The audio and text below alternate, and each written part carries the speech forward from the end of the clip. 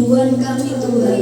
Kami rindu lebih lagi bersekutu denganmu, menikmati hadirat-Mu Tuhan. Karena hanya itu yang menjadi kekuatan di dalam kehidupan kami.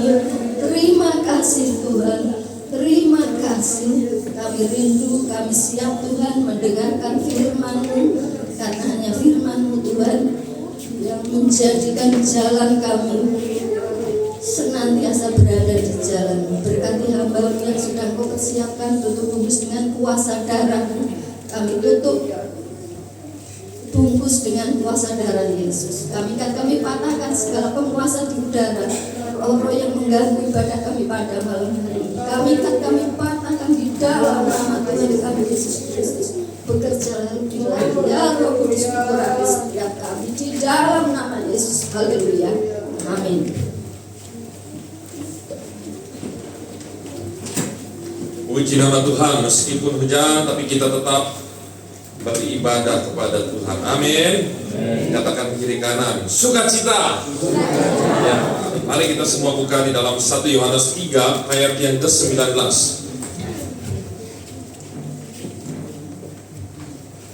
Temanya yaitu betul seperti ini, keyakinan di hadapan Allah. 1 Yohanes. Tadi turunin aja efeknya di nol ini. Cik. Oke. 1 Yohanes ada bunyi apa tadi? 1 Yohanes 3 ayat yang ke-19. Ya, keyakinan di hadapan Allah. Siap-siap ya, ayat 19. Kita baca bersama-sama. 1, 2, 3. Demikianlah kita bahwa kita berasal dari kebenaran. Demikian pula kita boleh menenangkan, bukan memenangkan, menenangkan hati kita di hadapan Allah. Kenapa hati itu harus ditenangkan? Nah, saya munculkan ayat ini karena ini menjadi pengalaman pribadi saya. Sebenarnya ini nostalgia ya, yang dulu-dulu. Kadang kalau saya mau berdoa, yang menjadi penyebab utama sehingga saya nggak bisa masuk dalam hadirat Tuhan, ini dia penjahat utama yang keroknya adalah hati. Hati itu liciknya itu nemen. Begini, ketika kita jahat, hati itu membela. Ketika kita dibawa baik, justru hati itu menuduh. Inilah berkebalikan, hati kita itu licik. Betul kata firman Tuhan, hati kita itu licik, lebih licik dari apapun, lebih licik dari teman kita, rekan kita yang suka nipu. Ini hati kita lebih licik. Karena apa? Kalau kita jahat, kita misalnya berbuat salah, kita itu berbuat jahat, berbuat dosa, justru dia bela kita. Kamu yang benar, udah lawan aja, benar, hajar terus. Hati seperti itu. Tapi ketika kita mau masuk dalam hadirat Tuhan, mau dibawa benar, justru hati yang sama ini menuduh, kamu dosa, kamu bersalah. Itu jahat, itu hati. Saya katakan hati itu saya anggap paling bagus adalah seperti anjing. Tahu ya kita anjing ya? Itu anjing galak, anjing liar, itu harus diikat di rantai. Jangan dibiarkan lepas itu talinya. Jadi itu harus dikontrol. Katakan dikontrol. Hati kita harus dikontrol. Jangan biarin dia bebas seperti anjing liar, mau kemana dia, mau gigit siapa aja, nggak boleh. Harus benar-benar ekstra. Bahkan kalau perlu mulutnya supaya dia tidak menggonggong, menuduh, harus diberangus. Tahu ya, lihat ada berangusnya anjing supaya nggak menggonggong, supaya tidak menggigit, itu dia. Yang harus menaklukkan, karena kalau kita nggak bisa, kita harus butuh bantuan pelatih. Itu namanya Roh Kudus. Dengarkan baik-baik ayat 20. Wah, ini kalau Bapak Ibu, anak-anak tahu konsep ini, kita akan terbebas dari yang namanya tuduhan-tuduhan. Karena biasanya kita masuk dalam doa, kita nggak yakin. Aduh, saya lagi berdosa. Banyak aja. Itulah hati kita, jahatnya seperti itu.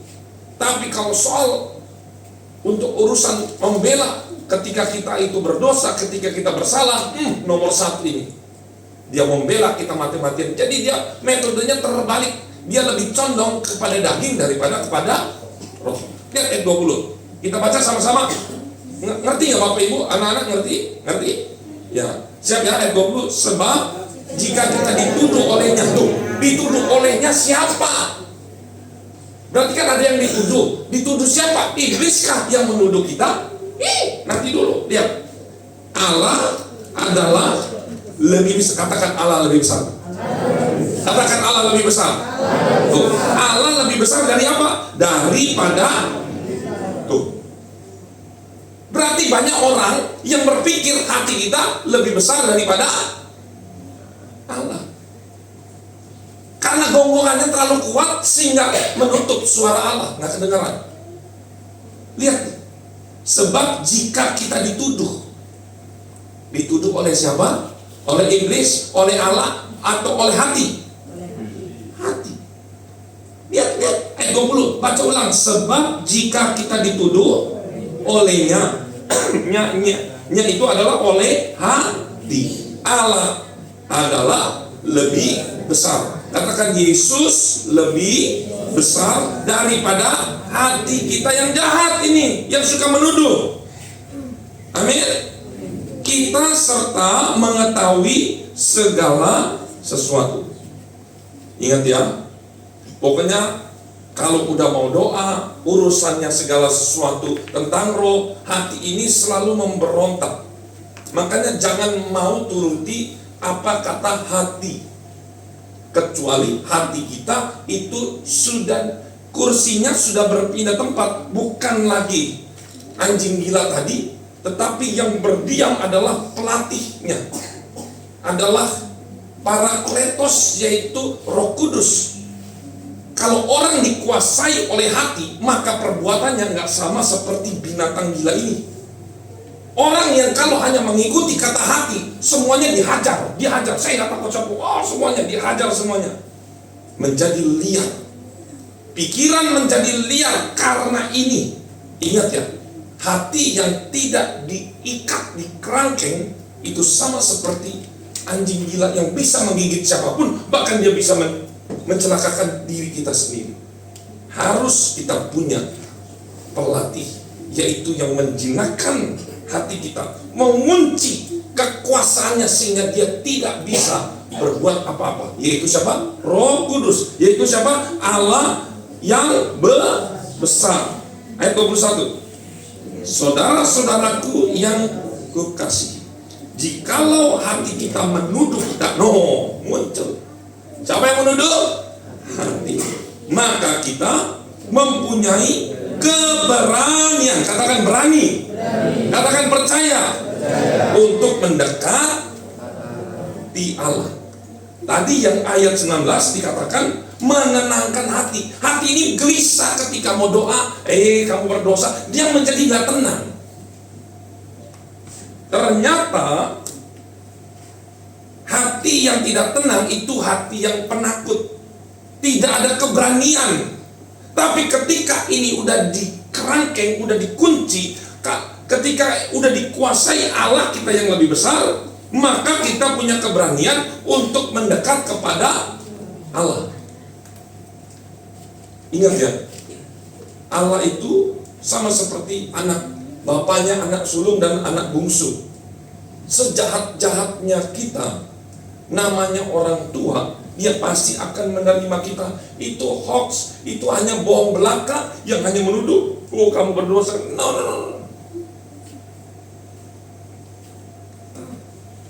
Makanya Yesus itu menebus seluruh manusia. Karena apa? Menjadi mahal. Kalau yang ditebusnya hanya berapa orang aja, maka darah Yesus itu murah. Darah Yesus itu, tahu kita mahal dan murah, semakin banyak yang ditebusnya, berarti semakin mahal nilai jual dan belinya. Kalau yang hanya ditebus 1.000, hanya ditebus 2.000, itu menjadi murah. Tapi kalau yang ditebusnya seluruh dunia, bahkan dari sebelum dia diciptakan dan sekarang, maka itu menjadi sangat-sangat mahal. Lihat di sini. Kita lanjut ya. Untuk mendekat kepada Allah, Berikutnya ayat 22. Dan apa saja yang kita minta, kita memperolehnya daripadanya, karena kita menuruti segala perintahnya dan berbuat apa yang berkenan kepadanya. Ini dia jebakannya. Hati itu menghalangi kita supaya kita datang kepada orang tua kita. Pencipta kita yaitu siapa? Yesus. Dia nggak mau kita mendekat kepada Sang Pencipta. Kenapa? Karena dia tahu kalau kita mendekat kepada Sang Pencipta, maka ganjarannya, hukumannya adalah apa saja yang kita minta, kita diberi. Anak saya kalau masih biasa-biasa, dia minta apa aja dikasih. Ketika kita punya anak, masa dia minta menurut kita menurut anak mungkin mahal, menurut kita masih punya kemampuan. Lihat, Allah kita Allah yang super kaya, dia super baik, tetapi dia juga Allah yang super bijaksana. Amin. Dia adalah Allah yang akan memberikan sesuai kebutuhan atau keinginan.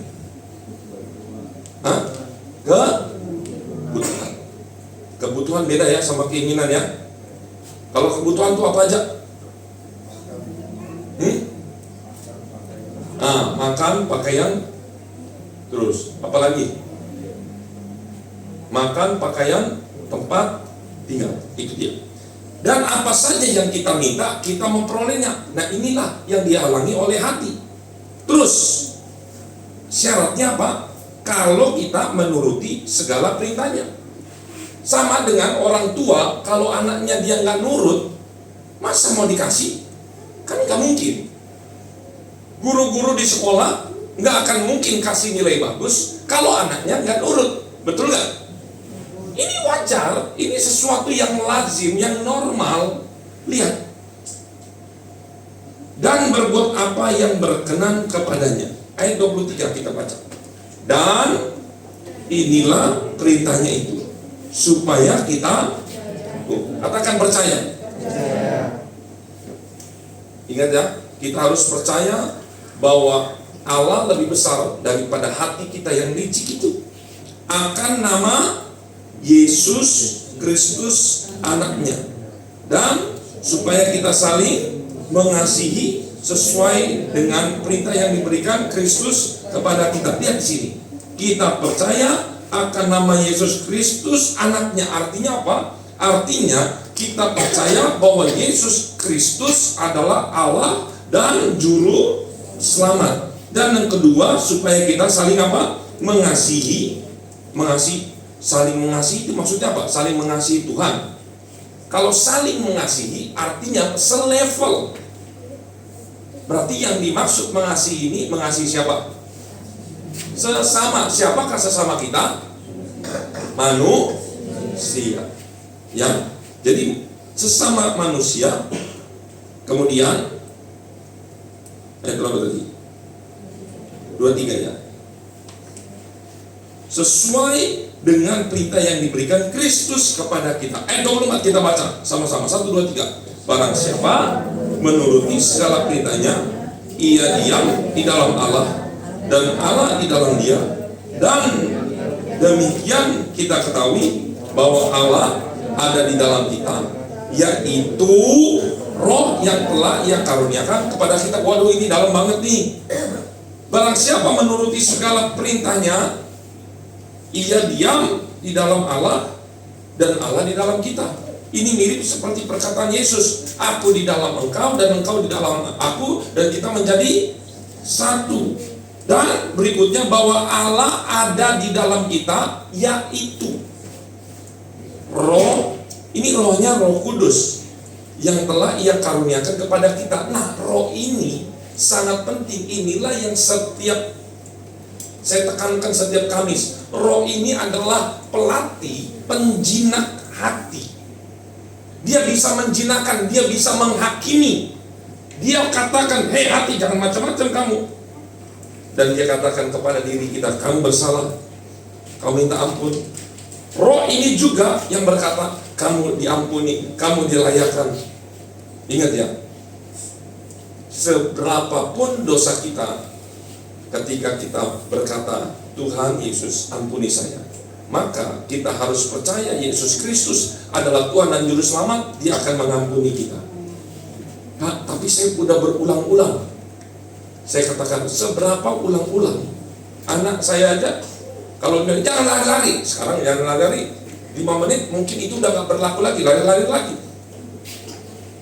Tetapi ada saatnya. Saya ini bukan aliran sekali selamat tetap selamat, tapi saya katakan ada saatnya, karena kasih Allah berlimpah-limpah, kita menjadi tidak enak sendiri. Contoh, ada orang jahat sama kita baikin terus. Dia terus jahat, kita baikin terus. Firman Tuhan berkata apa? Seperti kita menaburkan bara api di mana? Kepala. Makanya jadi botak ya. Gosong kepalanya. Kita menjadi tidak enak, dan kita ketika kita berdoa, aduh Tuhan, kasih Tuhan itu berlimpah-limpah ya, aduh saya udah jatuh kali, udah berdosa berkali-kali, tapi Tuhan terus mengampuni saya, aduh, lama-lama muncul kesadaran. Tapi ingat, ada satu ayat berkata, Allah tidak membiarkan dirinya dipermainkan. Artinya apa? Orang yang terus-menerus menyakiti, dia seperti anak-anak, terus dia tidak tumbuh-tumbuh.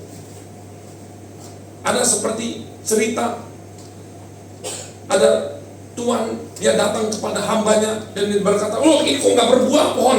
Kemudian hambanya yang tukang kebun ini, Tuhan sabar, nanti mungkin tahun depan dia akan berbuah. Ya udah, dikasih waktu.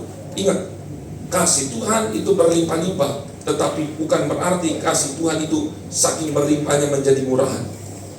Ingat, perlu pertumbuhan, perlu kesungguhan,